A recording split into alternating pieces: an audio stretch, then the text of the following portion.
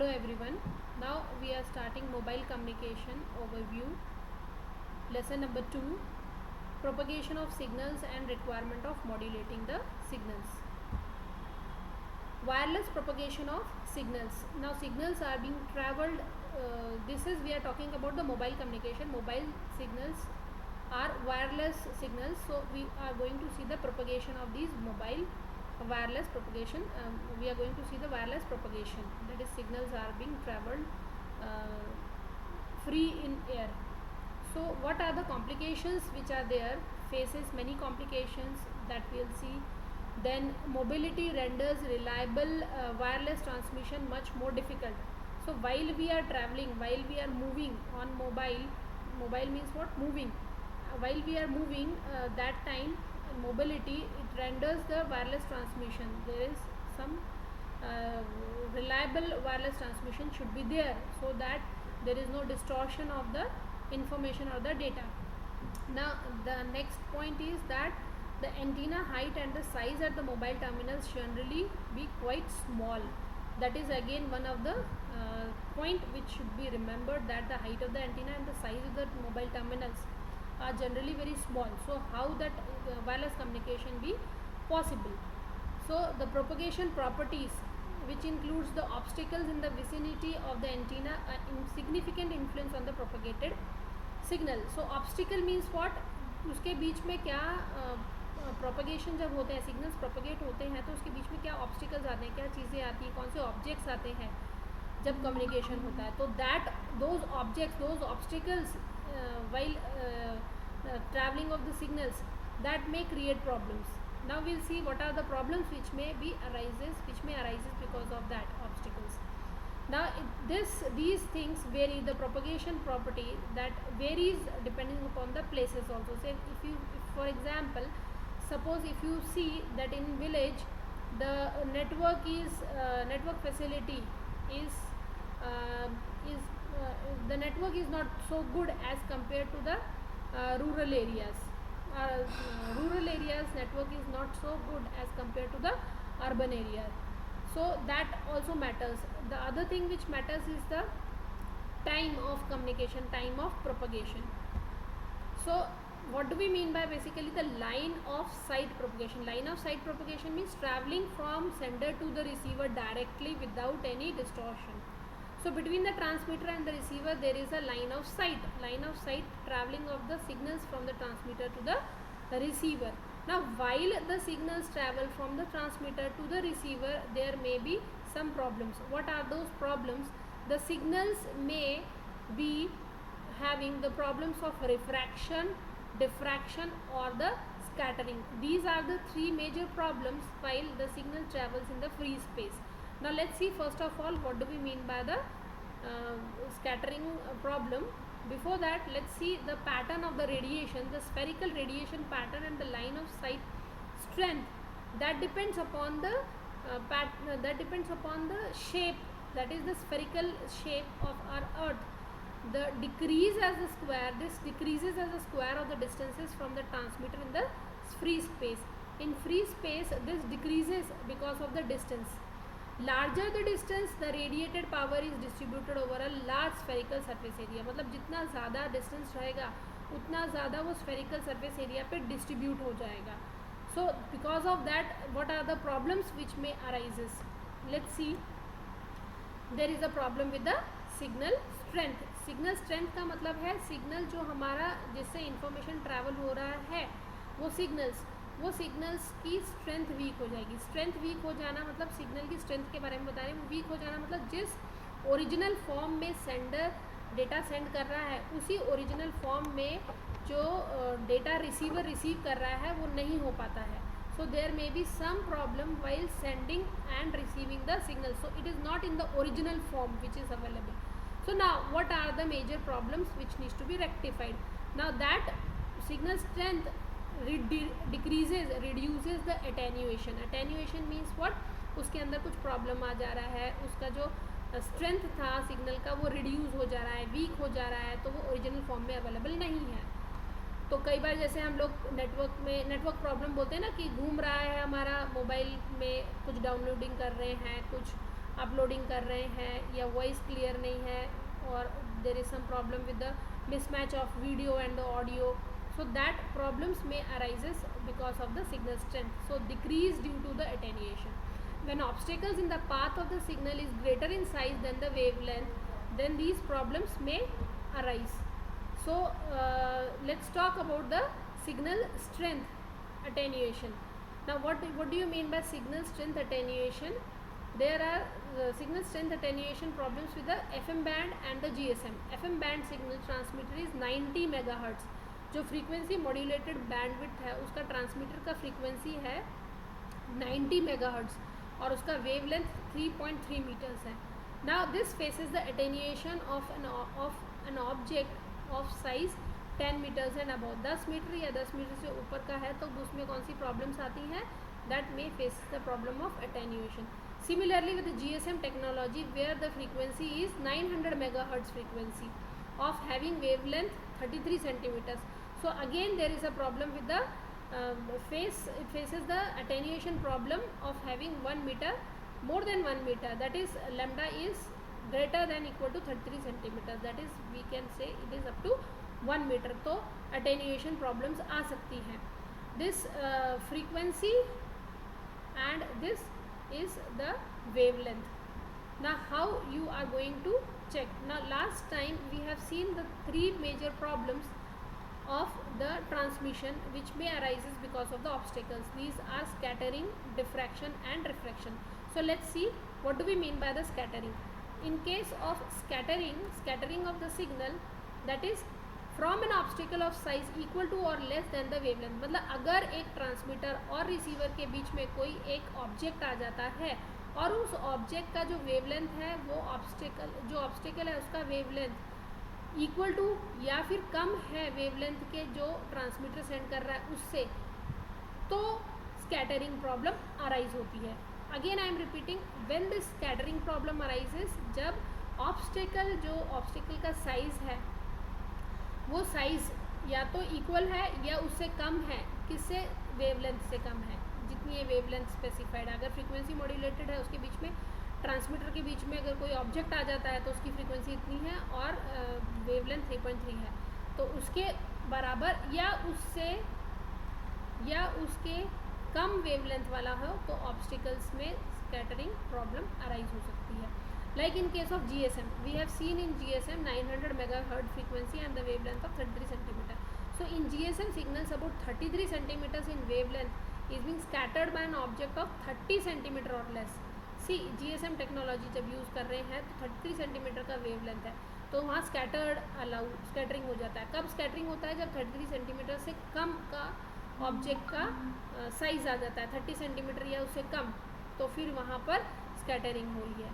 Decreases this because of this scattering. What is the problem which may arises? Decreases the signal strength greatly. Signal का जो strength है वो क्या हो जाता है? Decrease हो जाता है. Now look at this diagram. Here the transmitter is transmitting the signals. Here we are talking about the GSM technology where 900 megahertz of frequency is being transmitted by the transmitter and the receiver is receiving this signal.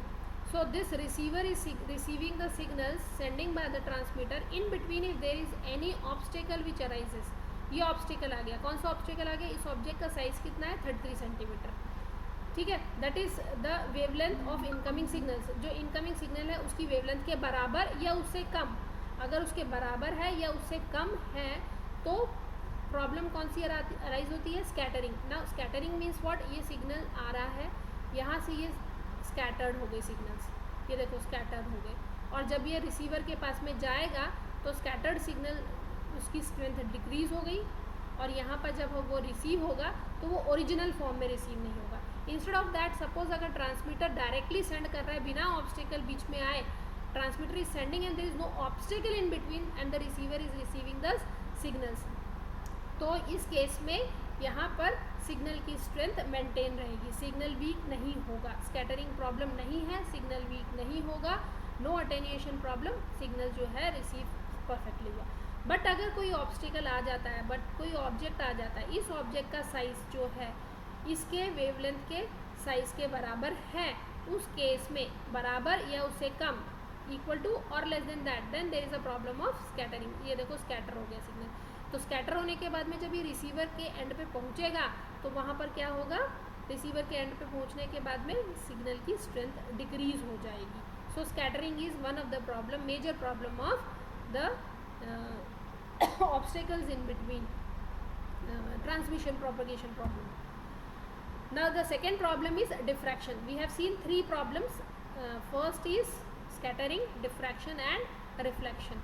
Now in case of diffraction, the signal bends as a result of diffraction from the edges of an obstacle of size equal to or less than the wavelength.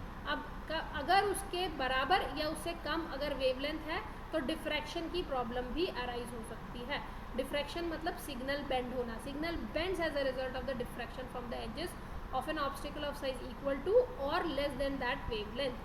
So GSM signal of wavelength 33 centimeters will diffract from an object of 33 centimeters or less. तो signal GSM technology जब हम use कर रहे हैं, GSM technology में 900 megahertz की frequency है।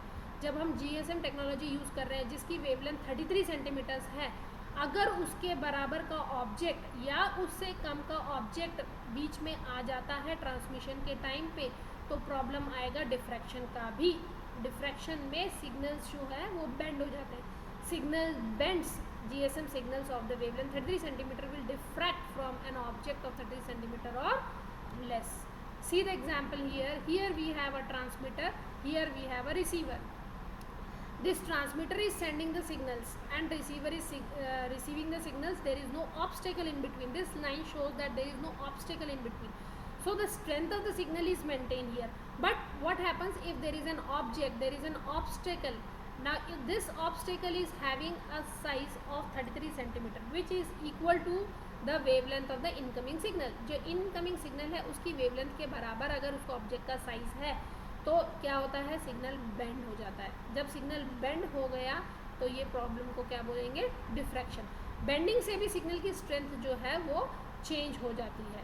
So this is the second problem while the signal propagates in the free space. Okay, the third problem is the reflection of the signals. Signal reflected from the surface of an obstacle, the earth surface. Signal reflect हो रहा है कहाँ से, obstacle के surface से, अर्थ के surface से और बॉडी, वाटर बॉडीज़ के सरफेस से। तो हमारे पास में जैसे वाटर बॉडी है, रिवर है, लेक है, देन वी हैव ओशंस या फिर बिल्डिंग का टॉप है। ये ऑब्जेक्ट्स जो है, इन ऑब्जेक्ट्स के ऊपर जब सिग्नल्स पड़ता है तो वो सिग्नल जो है वो रिफ्लेक्ट हो सकता है। तो रिफ्लेक्ट की कंडीशन क्या है, कब वो रिफ्लेक्ट होता है, जब उस signal transmitter signal reflects from an object of size 10 metre and above. देखो यहाँ 33 सेंटीमीटर्स का है ये, और अगर ये 10 मीटर या उससे ऊपर होगा, much greater than the lambda, lambda से ज़्यादा होगा। हमने पिछले दो एग्जाम्पल में तो कम देखा था, इक्वल टू और less than that, but here we are talking about more than that. अगर उससे ज़्यादा होगा तो सिग्नल में the signal transmitter signal reflects from an object. Reflection का कंडीशन क्या होगा, जब हमारे पास में जो लेमडा है ट्रांसमीटर का उसके साइज से ज़्यादा बड़ा साइज ऑब्जेक्ट का होगा तो फिर हमारे पास में रिफ्लेक्शन का प्रॉब्लम आएगा। तो रिफ्लेक्शन का प्रॉब्लम किस किस के ऊपर आता है, वाटर बॉडीज़ के ऊपर आता है, अर्थ का सरफेस के ऊपर से प्रॉब्लम आ सकता है, कोई ऑब्स्टेकल जो बिल्डिंग है, कोई मॉन्यूमेंट है, कोई स्ट्रक्चर क्रिएटेड है, वाटर बॉडीज़ है, उसके कारण रिफ्लेक्शन का प्रॉब्लम अराइज हो सकता है। नाउ सी दिस एग्जाम्पल, हमारे पास में ये वाटर बॉडी है, बिल्डिंग या फिर लेक है जो 10 मीटर से ज़्यादा बड़ा है इसका साइज़। तो वेवलेंथ जो इनकमिंग वेवलेंथ है उस इनकमिंग वेवलेंथ से ये बड़ा है, तो क्या प्रॉब्लम अराइज हुआ, ये रिसीवर ने ट्रांसमीटर GSM टेक्नोलॉजी के थ्रू ट्रांसमीटर ने 900 मेगाहर्ट्ज़ फ्रीक्वेंसी से सिग्नल्स प्रोपेगेट किए, सेंड किए, रिसीवर ने रिसीव कर लिए। जब ये ट्रांसमीटर से रिसीवर रिसीव कर लेता है सिग्नल्स तो हम उसमें टाइम देख रहे हैं। Now here what we are checking is the time required for the direct transmitter and receiver signals propagation. तो ट्रांसमीटर और रिसीवर के प्रोपगेशन में कितना समय लग रहा है, कितना टाइम लग रहा है, that we are going to calculate here. Now time is equal to distance upon speed. हमको फॉर्मूला मालूम है, speed is equal to distance upon time. We know the formula, speed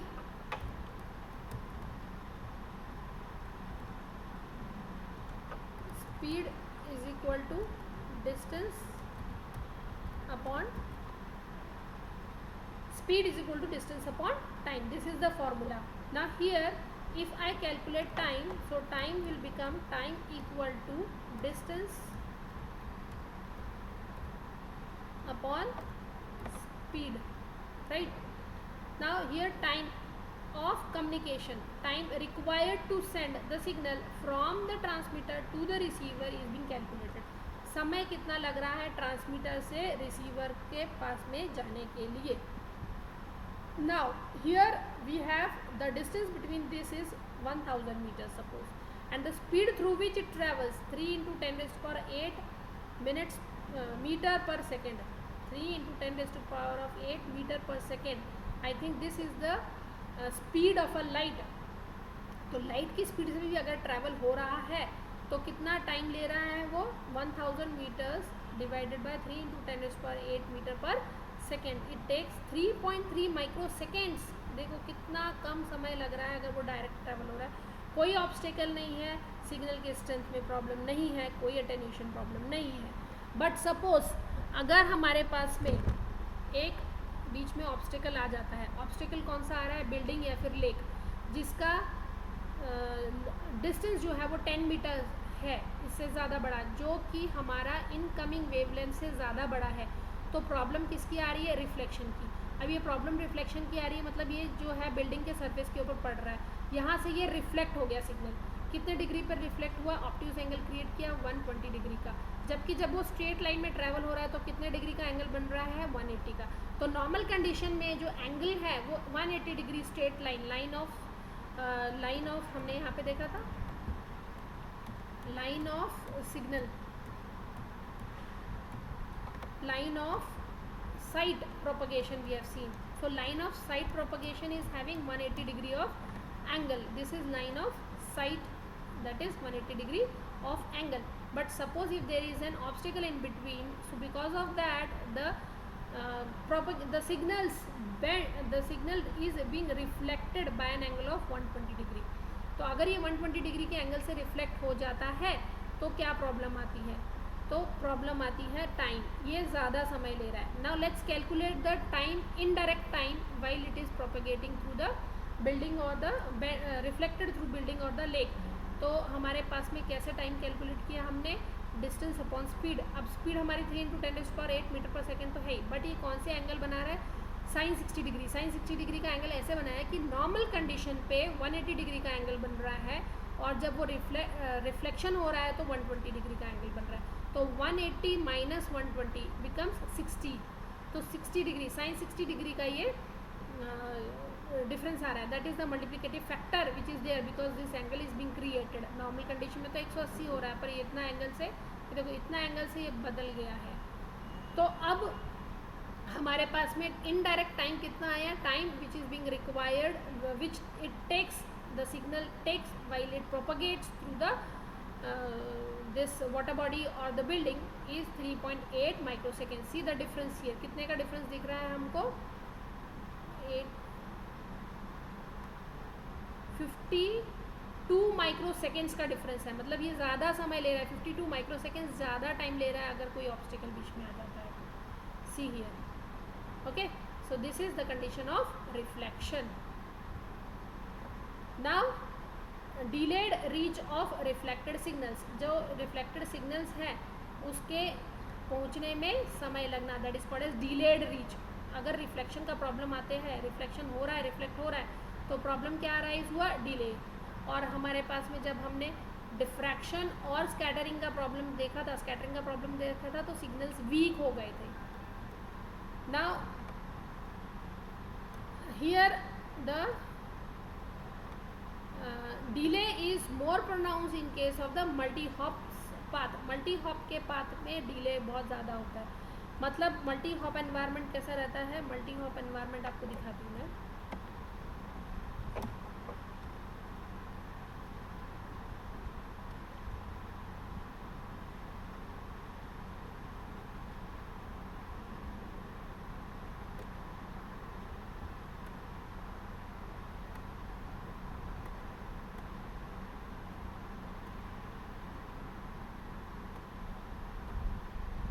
ये हमारे 3 एंटीनास है सपोज, ओके, और ये हमारा sender है,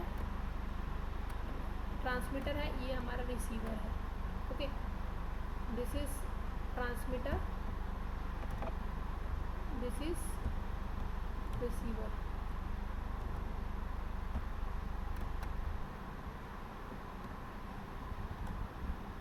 okay. Now here the signals is hopped like this, ये hopping बोलेंगे इसको, जंप कूद रहा है, कूदने को बोलते हैं हॉप, ये देखो कूदते हुए जा रहा है, ये कूदते हुए पहुंचा यहाँ पे, this is called as hopping.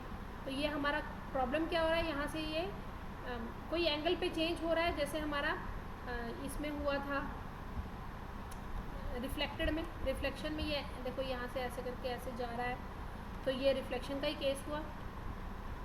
तो यहाँ पर हमारा ये कूदते हुए सिग्नल जा रहा है, एक एंटीना से दूसरे एंटीना, तीसरे एंटीना से, उसके बाद में रिसीवर के एंड पर पहुँच रहा है। इस केस में प्रॉब्लम क्या हो जाती है, इस केस में वेवलेंथ डिस्टॉर्ट हो जाती है, distortion of the wavelength which causes miss representation of the information encoded in the signal. Signals में जो इंफॉर्मेशन ट्रैवल हो रही है, एनकोड की हुई है, उसका रिसेप्शन जो है वो अच्छा नहीं आता है, causes miss reception. So there is a problem in the reflected signal, if the signals are being reflected there is a delay in the time, अगर टाइम में डिले हो रहा है तो डिस्टॉर्शंस होता है वेवलेंथ का, जिसके कारण कि because of that the information is being misinterpreted over here, okay. Now how to eliminate, elimination of the signal distortions due to delays, इन डिलेज के कारण सिग्नल्स को इसका एलिमिनेशन होगा बाय digital signal processing techniques. The distortions due to the delays from the direct and multiple path, डायरेक्ट और multiple path के बीच में जो डिलेज हो रहा है उसको हम किस तरह से मैप कर सकते हैं, डिजिटल सिग्नल्स ट्रैवल करके।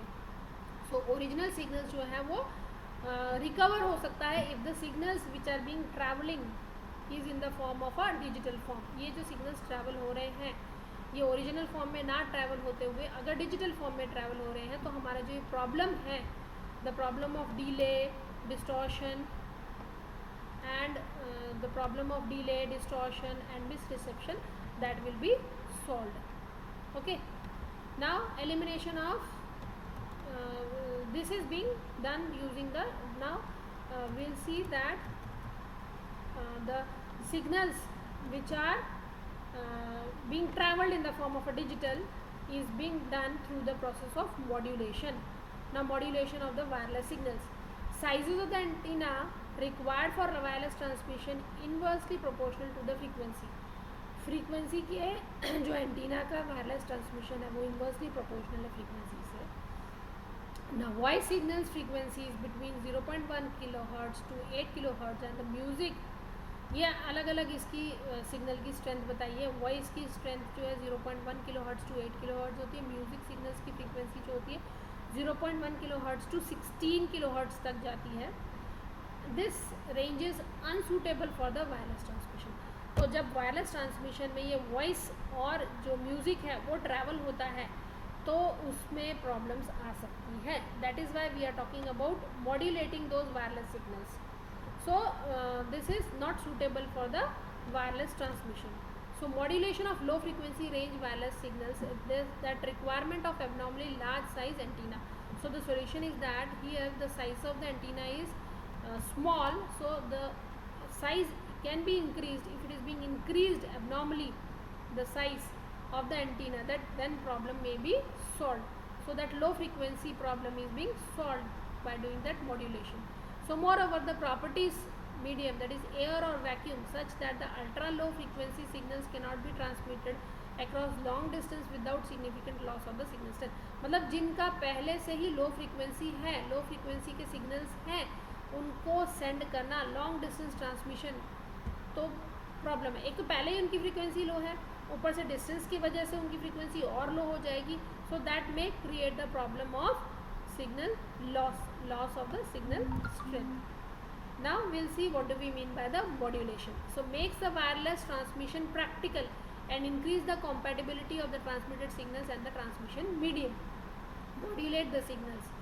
Signal modulation means what? To increase the compatibility of the transmitted signals and the transmission medium. जो ट्रांसमिशन सिग्नल्स हैं और ट्रांसमिशन मीडियम है उसको कॉम्पेटिबल बनाना, ताकि वो जब सेंडर से रिसीवर के पास में जाए तो वो ओरिजिनल फॉर्म पे जाएगा.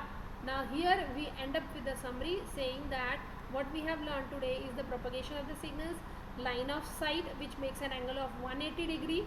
Then there is a problem with the attenuation in the obstacles in the path of the signal greater in size or equal to the in case of the scattering equal to the size or less than that. Scattering from an obstacle of the size equal to or less than that. This problem is with the reflection. This is scattering, and there is a diffraction problem where the signal bends. So diffraction from the edges of an obstacle of size equal to or less than the wavelength. So reflection from the surface of the surface of an obstacle, for example water bodies, earth surface, that is greater than the wavelength, then there is a problem. So we have seen three problems: reflection, diffraction, scattering, and those problems are because of the attenuation of the obstacles, and in case if it travels normally, then there is a light of sight which makes an angle of 180 degree. So now this ends up with the chapter which we have seen. So what we need is to modulate those signals and to create an environment so that the air or the vacuum can be created such that the low frequency signals can be transmitted over the long distance. But that creating a vacuum and making a medium compatible with the signal is not possible. So what is to be done is that signal has to be modulated according to the environment. So that is being done using the modulation. So we will see in the next session how the propagation of the signals and the requirements of modulating the signals being done. Okay, thank you.